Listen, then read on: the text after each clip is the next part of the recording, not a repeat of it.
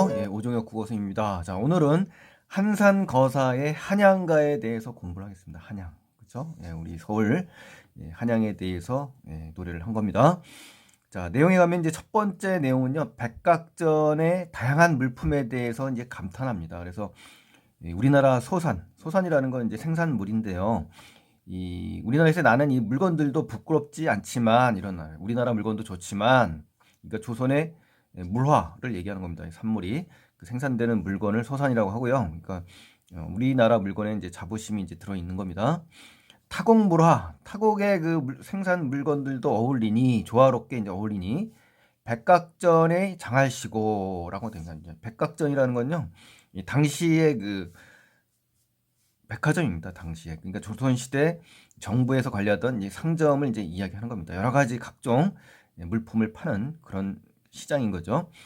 장하다라고 표현했잖아요. 장하다라는 얘기는요, 훌륭하다, 이러한 태도, 화자의 태도가 나온 겁니다. 훌륭하다, 굉장하다, 놀랍고 위대하다라고 하면서 감탄하는 거예요. 그래서 영탄법이 쓰였다는 걸 반드시 알아두셔야 돼요. 이러한 정서. 그래서 다른 나라 물건들과 함께 백각전이 아주 크고 성대하고 훌륭하게 있구나라는 그러한 표현입니다. 그래서 타곡물화라는 건요, 다른 나라 물품과 재화잖아요. 그리고 백각전은 조선시대 정부에서 관리하던 상점들이고, 그래서 외국과의 이제 문물 교류가 있었다는 걸 알 수가 있는 거고요. 다른 나라의 다양한 생산품도 시장에서 구입할 수 있었던 당시의 그 생활 환경을 우리가 알 수가 있는 겁니다. 그래서 외국의 문물이 한양의 시장에서도 백성들에게 소비되고 있었다라는 것을 우리가 확인할 수가 있는 거죠. 자, 두 번째입니다. 두 번째 내용. 칠패 생선전의 생산들, 이제 생선 가게입니다. 그래서 칠패는 이제 당시 남대문 시장 근처에 있는 걸 이제 칠패라고 합니다. 당시. 그래서 생선전의 각양각색의 생선이 다 있구나 하고 영탄하고 있죠. 이 남대문 밖에 난전을 이제 칠패 생선전이라고 하는 겁니다. 그래서 이 생선 가게에 온갖 생선이 다 모여 있다. 그러니까 각종 그리고 각양각색의 생선들이 판매를 하고 있다라는 걸 알 수가 있는 거죠. 민어라든가 뭐 여러 가지 생선을 갖다가 쭉 열거한 거예요. 오징어, 조개 이렇게 전어까지요. 그래서 어물전의 생선들을 이제 구축으로 열거를 하고 있고요. 각양각색, 가지각색, 형형색색 뭐 이러한 사자성어로 바꿔 놓을 수도 있겠네요. 그렇죠? 생선들의 그 다양한 모습들. 자, 이제 중략 이후에 이제 세 번째 내용을 가시겠는데요. 여기서는 이제 저는 이제 가게예요. 폐물들과 이제 장식물들이 나옵니다. 이 도자전이라는 건요, 당시 칼이라든가 작은 칼이라든가 폐물, 금은 뭐 이런 것들, 폐물을 파는 가게입니다. 그래서 마로 저제라고 했는데 이제 마로 가게입니다. 마로 시장, 당시 이름이에요. 금은 보패, 금은 보화가 놓여 있다 이런 겁니다. 그래서 마로 시장에 금은 보화가 놓여 있구나. 사치품들이에요. 용잠, 봉잠, 서복잠, 관화잠, 창포잠 이렇게 이 잠이라는 거는 이제 당시 그 장신구입니다. 부녀자들이 쪽진 머리에 꽂던 이 장신구들의 이름을 쭉 열거한 겁니다. 그래서 구체적인 열거법이 쓰였다는 것 정도를 알아두시고요. 앞뒤 비녀, 이제 비녀. 민죽절이라는 것은요, 아무 모양도 새기지 않은 대나무 비녀입니다. 이 죽은 대나무 죽자고 민은 민자라고 하죠. 아무 모양이 없는 거. 그래서 이 대나무 비녀를 얘기하는 거고, 개고리 앉힌 쪽비녀, 개고리를 앉힌 쪽비녀다. 이렇게 비녀죠, 비녀. 그렇죠? 예. 그래서 도자전 마로 시장에 비녀들을 열거했다. 그러니까 여기서는 열거법이 쓰였다는 게 여기서는 이제 중요한 겁니다. 장신구라든가 비녀 아셨죠? 이렇게 정리를 해주시고요. 은가락지, 옥가락지, 이제 가락지네요. 보기 좋은 밀화, 지환, 지환. 그러니까 보석의 일종인 호박으로 만든 가락지를 이제 밀화지환이라고 합니다. 그래서 가락지들을 좀 열거한 겁니다. 그래서 금패, 호박, 가락지와 값많은 값비싼 순금지환이 있다. 그러니까 값비싼 폐물들이 당시에 거래와 소비가 되었다는 걸 우리가 확인할 수가 있는 거고요.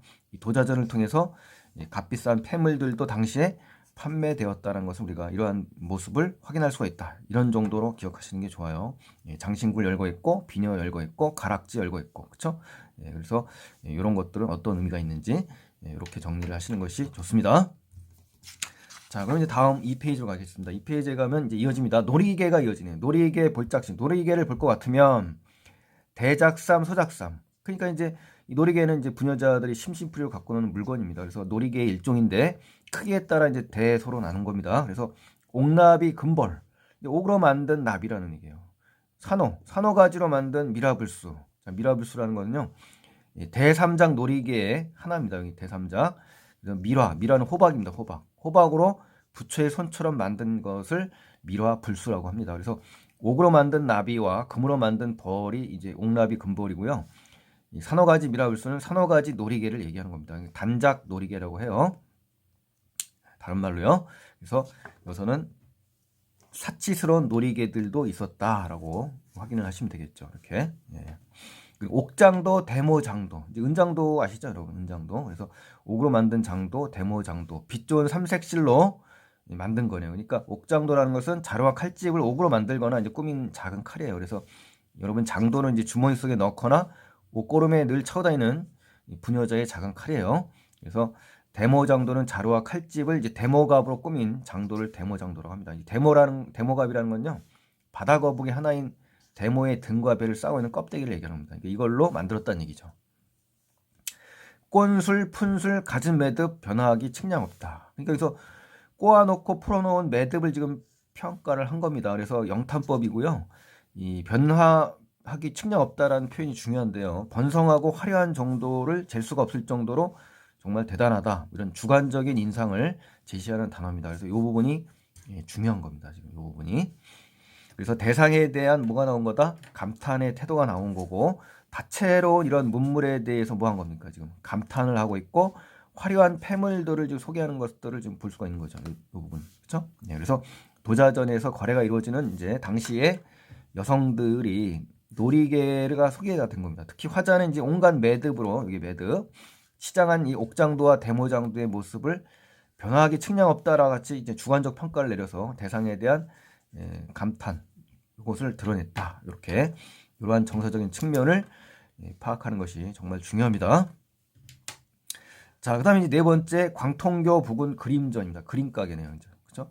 광통교 아래 가게에 가지각색 그림이 걸렸구나. 다채롭네요. 보기 좋은 병풍차라는 건요, 병풍으로 꾸밀 만한 그런 그림이나 글씨를 얘기하는 겁니다. 그래서 백자도 그림이죠. 백자도 요지연 그림입니다. 그러니까 백자도 요지연도라고 하거든요. 백자도라는 건요, 여러 산의 아이들이 노는 모습을 그린 동양화를 백자도라고 합니다. 그리고 요지연도는요, 이 곤륜산, 중국의 그 곤륜산 신화 속 연못이 요지연이거든요. 그 요지연이 있는 그림을 갖다가 요지연도라고 합니다. 그러니까 참고로 알아두시고요.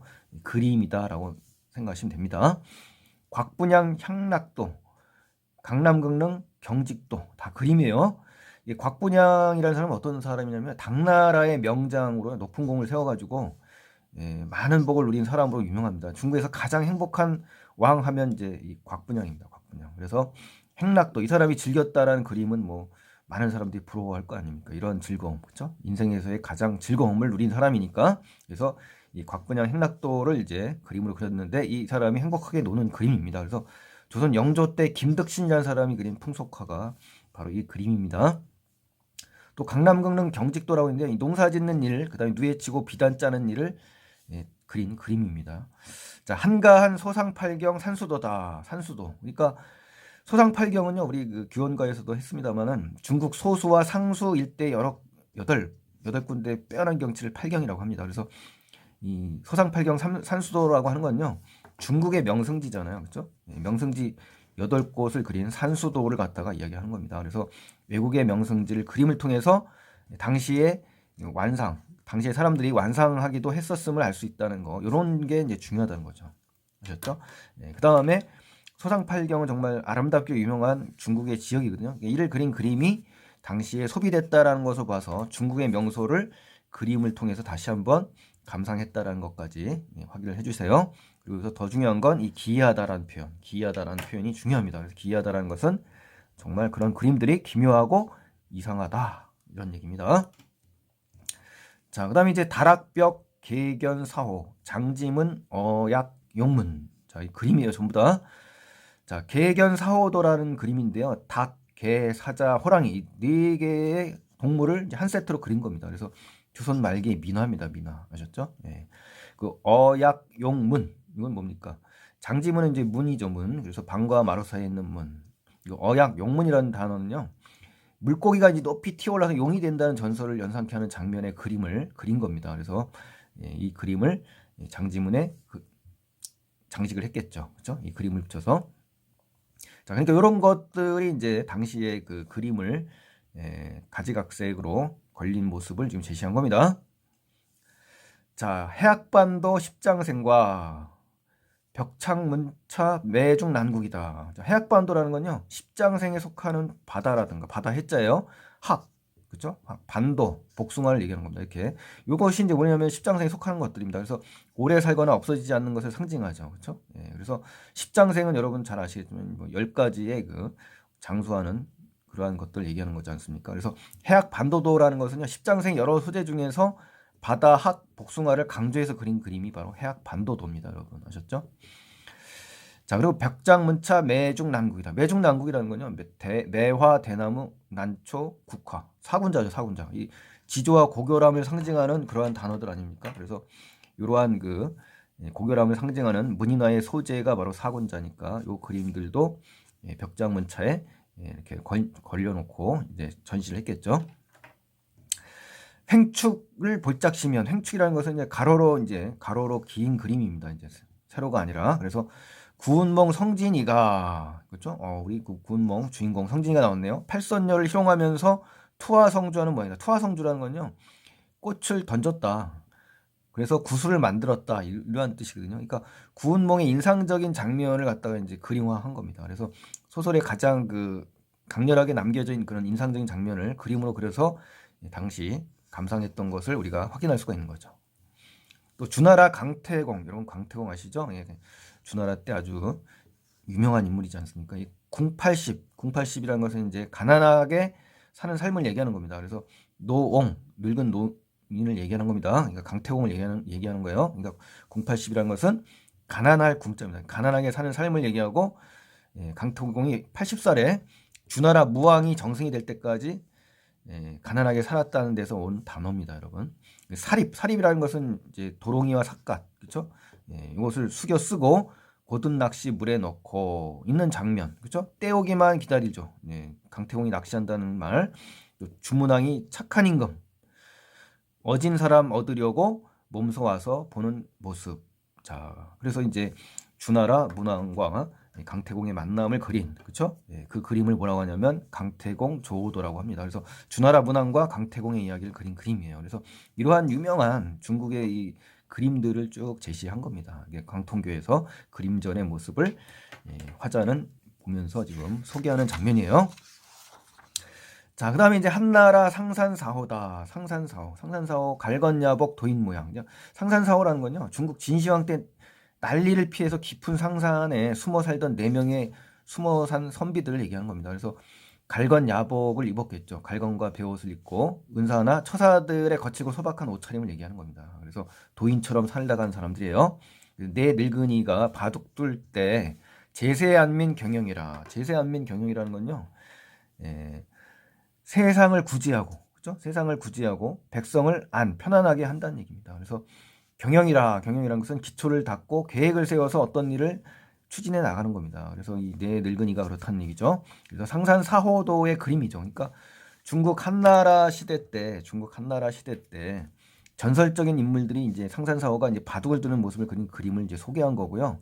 당시 사람들이 이러한 그림을 선호했다는 증거가 될 수가 있습니다. 그렇지만 여기 나오는 바둑이 이 시기에 전파돼서 새롭게 인기를 끌었다. 이런 식의 논리를 갖다 대면은 틀린 내용입니다. 그러니까 여러분께서 정확하게 구별을 하셔야 돼요. 바둑이 중요한 게 아니라 이런 전설적인 인물들이 바둑을 두는 모습을 그냥 그린 모습을 선호해서 즐겼다라는 것이지 바둑 자체에 대해서 뭐 인기를 끌었다 이런 얘기는 아닌 거죠.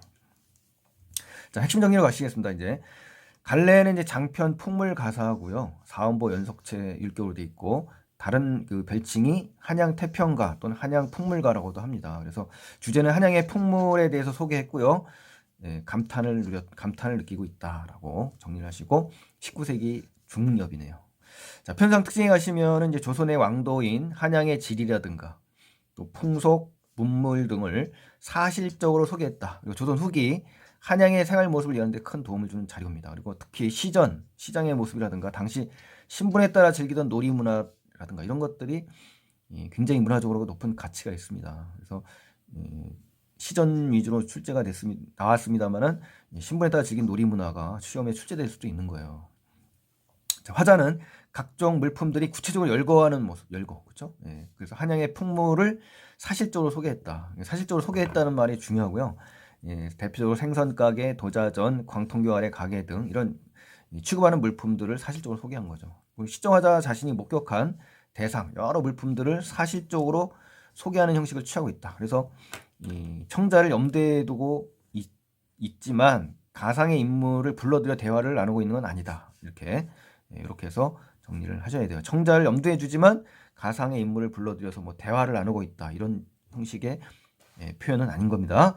또 대상에 대한 자신의 생각이나 주관적인 평가를 드러내고 있죠. 그래서 감탄과 예찬, 그리고 장하다, 측량없다, 기이하다 이런 것들이요. 눈앞의 광경을 시각화했죠. 그리고 한양의 질이라든가 관청이 자세히 소개되어 있고요. 시장의 모습이 묘사되어 있습니다. 당시 사람들이 소비했던 물품들도 우리가 알 수 있어서 귀한 자료가 되는 거죠. 자, 그 다음에 장소 이동에 따른 여러 가게를 이동해 가면서 서술하는 화자의 모습을 우리가 읽을 수가 있는데요. 여정을 보면 화자가 지나간 곳은 뭐 칠패 생선가게, 도자전, 광통교 아래 이런 식으로 지나가고 있고요. 견문, 화자가 목격한 것들은 다양한 물품들의 생산이죠. 또 구운몽의 인기를 얻고 있는 상황도 우리가 봤고요. 또 감상은 대상에 대한 글쓴이의 생각과 평가인데요. 장할시고 측량없다, 기이하다. 그래서 요 세 개의 구절이 굉장히 중요합니다, 여러분. 시험에 반드시 나올 거예요. 그러니까 요 세 개를 항상 염두에 두시고 공부를 하시기 바랍니다. 또 이 글을 쓴 창작 의도는 한양의 시장 모습을 통해서 당시의 문화와 풍속이 매우 다채롭고 화려하다. 이걸 드러내려고 하는 겁니다. 그래서 생선가게에서 어때요? 열거하고 다채로움과 생동감을 드러냈고, 또 시장에서 어떻습니까? 도자전에서 다양한 장신구가 화려하게 있었죠. 또 당시의 재물의 풍부함과 예술적 다채로움을 강조하는 거고요. 또 광통교 아래 가게 가니까 다양한 이야기의 그림이 전시되어 있어요. 그래서 그 당시 판매되고 있고 당시의 역동적인 분위기를 우리가 알 수가 있는 겁니다. 자, 그다음 이제 마지막 네 번째 페이지인데요. 조선 왕도인 이 한양성의 연역이라든가 풍속, 문물, 제도, 도곡, 왕실의 능행경 등을 노래해서 총 704행 1528구입니다. 그러니까 굉장히 길죠. 특히 끝부분에서 이제 이 장면 끝부분에서 뭐 예의동방 장하다, 중원 사람 말이도다, 그래서 충효 인물 총총하다, 범절이 이러하니 천하제국 제일일로다 이렇게 하면서 끝나거든요. 그러니까 이런 걸로 볼 때 구구절절 애곡이라든가 애족 의식을 드러높이고 있는 그러한 작품이라는 것까지 참고로 알아두시면 좋겠고요. 전체적인 구성은 이제 이 작품은 이제 이렇게 정리를 할 수가 있는데 우리 순특강에 나온 것은 여기 나오는 시장 정도에 불과한 겁니다. 첫 번째 한양의 지리적 위치가 나옵니다. 뭐 지세와 도곡이 나오고 궁궐의 모습 이렇게 여러 관청들 이렇게 제가 정리를 해놨으니까 보시기 바라고요. 시전의 풍경 그렇죠? 요게 이제 우리 순특강에 나온 장면들이고요.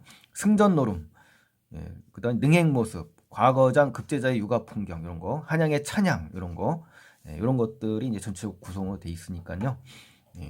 기회가 되시면 전체적으로 한번 읽어보시는 것도 괜찮으실 것 같습니다. 자, 오늘은 이제 여기까지 이제 진도를 끝내고요. 구독 안 하신 분들은 반드시 구독 버튼 눌러주셔서 다음 영상을 꼭 보아주시기 바랍니다, 여러분. 자, 오늘 고맙습니다. 감사합니다. 다음 시간에 뵙겠습니다.